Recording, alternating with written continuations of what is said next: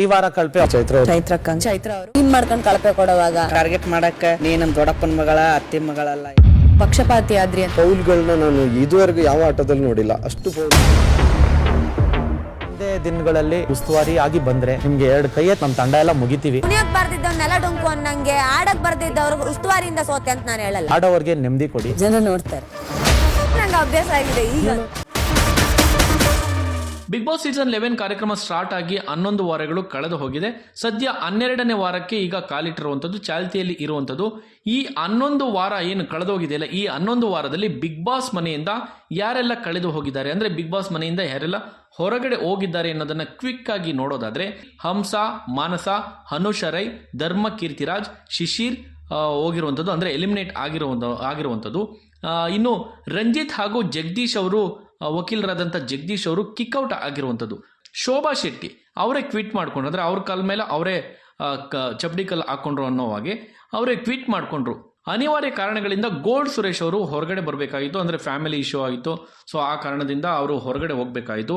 ಇನ್ನು ಈ ವಾರ ಮನೆಯಿಂದ ಯಾರು ಆಚೆ ಬರ್ತಾರೆ ಎನ್ನುವಂಥ ಪ್ರಶ್ನೆಗಳು ನಿಮ್ಮೆಲ್ಲರಿಗೂ ಕೂಡ ಕಾಡ್ತಾ ಇದೆ. ಆದರೆ ಈ ವಾರ ಯಾರು ಔಟ್ ಆಗಲ್ವಾ? ಇದು ಮತ್ತೊಮ್ಮೆ ನೋ ಎಲಿಮಿನೇಷನ್ ವೀಕಾ ಅಥವಾ ಎಲಿಮಿನೇಷನ್ ಇರುತ್ತಾ? ಈ ಕುರಿತಾಗಿ ಕಂಪ್ಲೀಟ್ ಮಾಹಿತಿ ಕೊಡ್ತಾ ಹೋಗ್ತೀವಿ. ಅದಕ್ಕೂ ಮುಂಚೆ ನೀವಿನ್ನ ನಮ್ಮ ಚಾನಲ್ಗೆ ಸಬ್ಸ್ಕ್ರೈಬ್ ಆಗಿಲ್ಲ ಅಂದ್ರೆ ಈ ಕೂಡಲೇ ಸಬ್ಸ್ಕ್ರೈಬ್ ಆಗಿ ಪಕ್ಕದಲ್ಲಿರೋ ಬೆಲ್ ಐಕನ್ ಕ್ಲಿಕ್ ಮಾಡಿ. ಈಗ ಡೈರೆಕ್ಟ್ ಮ್ಯಾಟರ್ಗೆ ಬಂದ್ಬೋಣ. ಈ ವಾರ ಕಳಪೆ ಚೈತ್ರ ಅವರು ಈ ವಾರ ಬಿಗ್ ಬಾಸ್ ಸ್ಪರ್ಧಿಗಳಿಗೆ ನಾಮಿನೇಷನ್ ಮೇಲೆಗೆ ಟಾಸ್ಕ್ಗಳನ್ನ ನೀಡಲಾಗಿತ್ತು, ಒಂದಷ್ಟು ಚಟುವಟಿಕೆಗಳನ್ನು ಕೂಡ ನೀಡಲಾಗಿತ್ತು. ಚಟುವಟಿಕೆಯಲ್ಲಿ ಗೆದ್ದ ತಂಡ ಎದುರಾಳಿ ತಂಡದವರನ್ನು ನಾಮಿನೇಟ್ ಮಾಡಬೇಕಾಗಿತ್ತು. ಈ ಎಲ್ಲಾ ಚಟುವಟಿಕೆಗಳು ಗುರುವಾರದ ಸಂಚಿಕೆಯಲ್ಲಿ ಎಂಡ್ ಆಗಿರುವಂಥದ್ದು. ಚಟುವಟಿಕೆಗಳ ಅಂತ್ಯಕ್ಕೆ ತ್ರಿವಿಕ್ರಮ್, ರಜತ್, ಹನುಮಂತು, ಮೋಕ್ಷಿತಾ ನಾಮಿನೇಟ್ ಆಗಿರುವಂಥದ್ದು. ಗುರುವಾರ ಸಂಚಿಕೆ ಮುಗಿದು ಶುಕ್ರವಾರ ಮಧ್ಯಾಹ್ನದವರೆಗೂ ವೋಟಿಂಗ್ ಲೈನ್ ಕೂಡ ಓಪನ್ ಆಗಿಲ್ಲ. ಸೊ ವೀಕ್ಷಕರಿಂದ ಮತಗಳನ್ನು ಪಡೆಯದೆ ರೂಲ್ ಹೇಗಿದೆ ಅಂದ್ರೆ, ಬಿಗ್ ಬಾಸ್ ಯಾರನ್ನು ಕೂಡ ಔಟ್ ಮಾಡೋದಿಲ್ಲ. ಇದು ಎಲ್ಲಾ ಸೀಸನ್ ಅಲ್ಲೂ ನಡ್ಕೊಂಡ್ ಬಂದಿರುವಂಥದ್ದು. ಹಾಗಾಗಿ ಈ ವಾರ ಬಿಗ್ ಬಾಸ್ ಮನೆಯಿಂದ ಯಾರು ಕೂಡ ಹೊರಗಡೆ ಹೋಗುವಂತಿಲ್ಲ ಎನ್ನುವಂತ ಅನುಮಾನಗಳು ಕಾಡ್ತಾ ಇದೆ. ಯಾಕಂದ್ರೆ ಇನ್ನೂ ವೋಟಿಂಗ್ ಲೈನ್ ಓಪನ್ ಆಗದ ಕಾರಣ ಸೊ ಈ ವಾರ ನೋ ಎಲಿಮಿನೇಷನ್ ವೀಕ್ ಅಂತಾನೆ ಹೇಳ್ಬಹುದು. ಪಕ್ಷಪಾತಿ ಆದ್ರಿ ಅಂತ ಫೌಲ್ಗಳನ್ನ ನಾನು ಇದುವರೆಗೂ ಯಾವ ಆಟದಲ್ಲಿ ನೋಡಿಲ್ಲ. ಅಷ್ಟು ಫೌಲ್ಗಳು. ಬಿಗ್ ಬಾಸ್ ಮನೆಯಿಂದ ಕಳೆದ ವಾರ ಶಿಶಿರ್ ಶಾಸ್ತ್ರಿ ಎಲಿಮಿನೇಟ್ ಆಗಿದ್ರು. ವೀಕ್ಷಕರಿಂದ ಕಡಿಮೆ ಮತಗಳನ್ನು ಪಡೆದು ಶಿಶಿರ್ ಶಾಸ್ತ್ರಿ ಔಟ್ ಆದ್ರು. ಈತ ವೈಯಕ್ತಿಕ ಕಾರಣಗಳಿಂದ ಗೋಲ್ಡ್ ಸುರೇಶ್ ಹೊರಗಡೆ ಬರಬೇಕಾಗಿತ್ತು. ಒಂದಷ್ಟು ಫ್ಯಾಮಿಲಿ ಇಶ್ಯೂ ನಿಮಗೆ ಗೊತ್ತಿದೆ. ನೀವು ಇಲ್ಲಿ ಇರೋದಕ್ಕಿಂತಲೂ ನಿಮ್ಮ ಮನೆಯಲ್ಲಿ ಇರುವುದು ಅನಿವಾರ್ಯ ಅಂತ ಹೇಳಿ ಬಿಗ್ ಬಾಸ್ ಅನೌನ್ಸ್ ಮಾಡಿದ್ರು. ಸೊ ಹಾಗಾಗಿ ಅನಿವಾರ್ಯ ಕಾರಣದಿಂದ ಗೋಲ್ಡ್ ಸುರೇಶ್ ಮನೆಯಿಂದ ಹೊರಗಡೆ ಹೋಗ್ಬೇಕಾಗಿತ್ತು. ಅಂದ್ರೆ ಅಲ್ಲಿಗೆ ಒಂದೇ ವಾರದಲ್ಲಿ ಇಬ್ಬರು ಹೊರಗೆ ಬಂದಿದ್ದಕ್ಕೋ ಏನೋ ಈ ವಾರ ಎಲಿಮಿನೇಷನ್ ನ ಬಿಗ್ ಬಾಸ್ ಕ್ಯಾನ್ಸಲ್ ಮಾಡಿರುವಂತಿದೆ. ಈ ವಾರ 12ನೇ ವಾರಕ್ಕೆ ಮತ್ತೆ ನೋ ಎಲಿಮಿನೇಷನ್ ವೀಕ್ ಅಂತಾನೆ ಹೇಳಬಹುದು. ಈ ನಡುವೆ ಇವತ್ತು ಬಿಗ್ ಬಾಸ್ ಪ್ರೋಮೋ ನೋಡಿದ್ರೆ ಚೈತ್ರಾ ಕುಂದಾಪುರ ಅವರನ್ನ ಅದೆಷ್ಟು ಬಾರಿ ಜೈಲಿಗೆ ಕಳಿಸ್ತಾರೆ ಗುರು.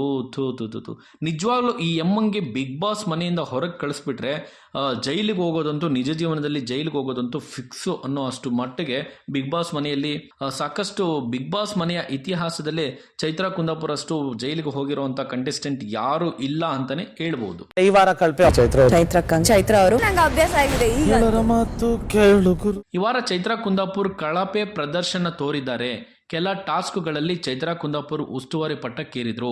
ಉಸ್ತುವಾರಿ ಮಾಡುವಾಗ ಚೈತ್ರಾ ಕುಂದಾಪುರ್ ಪಕ್ಷಪಾತ ನಿರ್ಣಯಗಳನ್ನು ತೆಗೆದುಕೊಂಡಿರೋದು ಅಲ್ಲಿ ಅವ್ರು ಆಡದಂಥ ಡಬಲ್ ಗೇಮು, ಅವ್ರು ತಗೊಂಡಂಥ ಸ್ಟ್ಯಾಂಡಿಂದನೇ ಸ್ಪಷ್ಟವಾಗಿ ಎಲ್ರಿಗೂ ಕೂಡ ಅದು ಕಾಣಿಸಿರುವಂಥದ್ದು. ಬೇಕಂತಲೇ ಚೈತ್ರಾ ಕುಂದಾಪುರ್ ಪೌಲ್ ಕೊಡೋವಂಥದ್ದು, ಈ ರೀತಿ ಚೇಷ್ಟೆ ಆಟಗಳನ್ನು ಕೂಡ ಆಡಿರೋದನ್ನ ನಾವು ನೀವೆಲ್ಲರೂ ಕೂಡ ತುಂಬ ಅಬ್ಸರ್ವ್ ಮಾಡಿದ್ದೇವೆ.